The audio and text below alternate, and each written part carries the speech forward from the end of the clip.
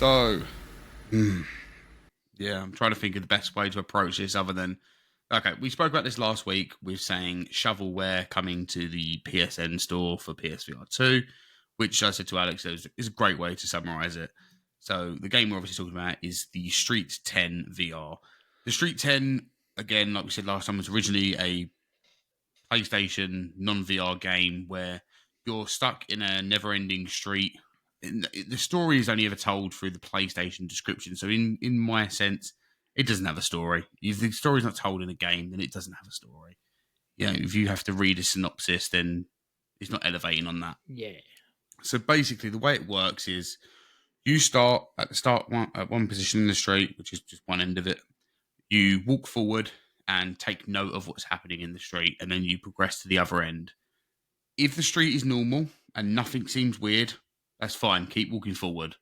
If it does look weird in any way, you walk backwards. You'll notice if something's weird. Sometimes you won't because it is a bit odd how it's done. But by weird, I mean like the vending machine being upside down, there being too many zebra crossings, the pedestrian being small, shrunk, have no hair, his hair will be blue. It's just silly things that are just so random. Which, in a sense, some people might go, seems like a quite a fun little spot the difference type game. What you have to do, you're looking around in VR, that's nice. But when you say VR, and this is the real kicker for me, and this is where instantly when I loaded it, I just went, "What the fuck?" And that is, you have no hands. There's no way to interact with anything in this world. You are basically playing a non VR game, and your head is the camera. That's the best way to look at this. Is you are moving with the analog. The movement's full locomotion, and then you have snap turning.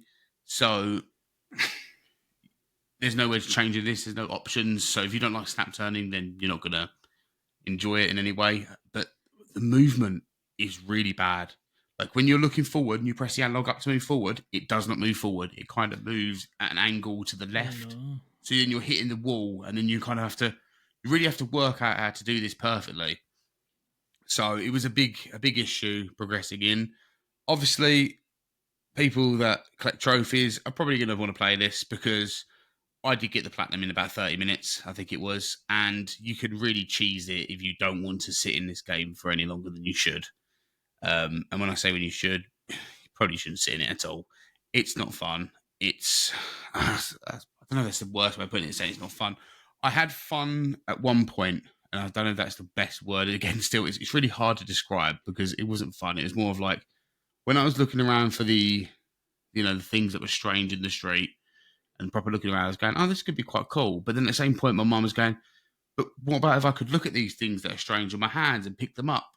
So everything about what I like about VR was not here. So the fun was then quickly, backtracked to just not being fun because it wasn't VR.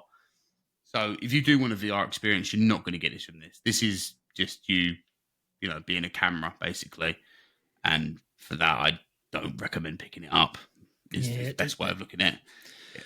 Unless you really, really want a platinum trophy, then by all means grab it. But again, if it's anything more than, I'm trying to think of the best price to say. I don't think I'd pay anything more than £1 for this. Or I think the original was £2.50. So like I'd probably say if it's anything more than £2.50, then don't bother. And the reason, and even then, if you're wanting a VR game and not trophies, don't bother at all. But if you're really going, oh, do you know what? I like collecting my VR platinums, then you're going to get your platinum from it. You're not going to feel good about getting that platinum. You're going to get a platinum. Yeah, I don't know. I feel like this is. I don't even. It's not even fine for non VR really for them to keep doing it.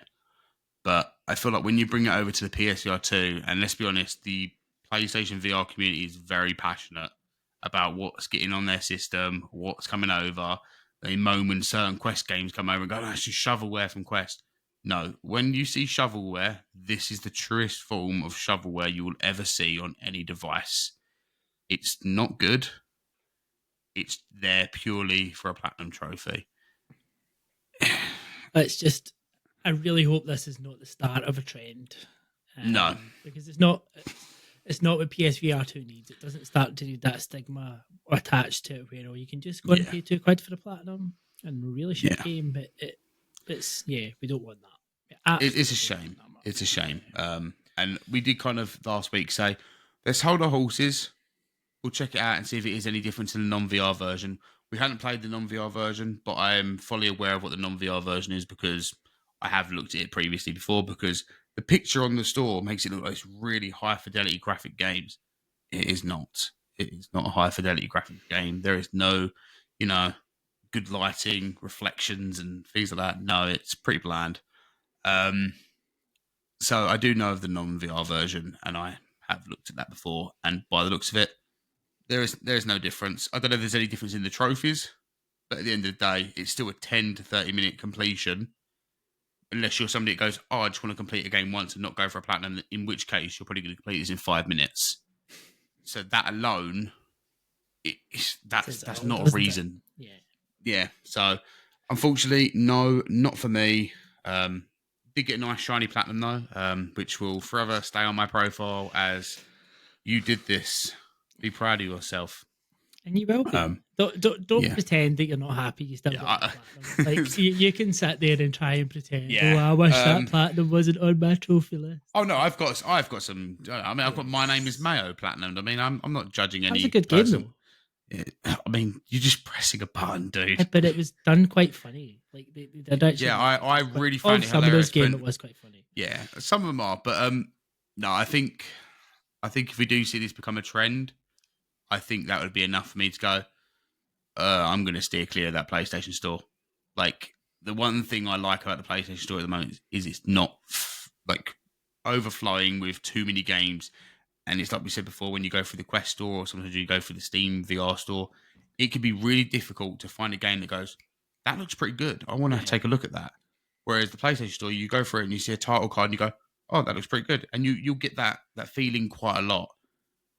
But if we get to the point where it's just these random, title cards with just very poorly logoed and things like that, you're not going to have that feeling anymore. You're going to start seeing these games for £2, £3, going up to 10. But no, personally, I'd say avoid it unless you truly are a trophy hunter that just wants an easy platinum, and then by all means grab it. But again, as for a VR game, it's not that. It's not.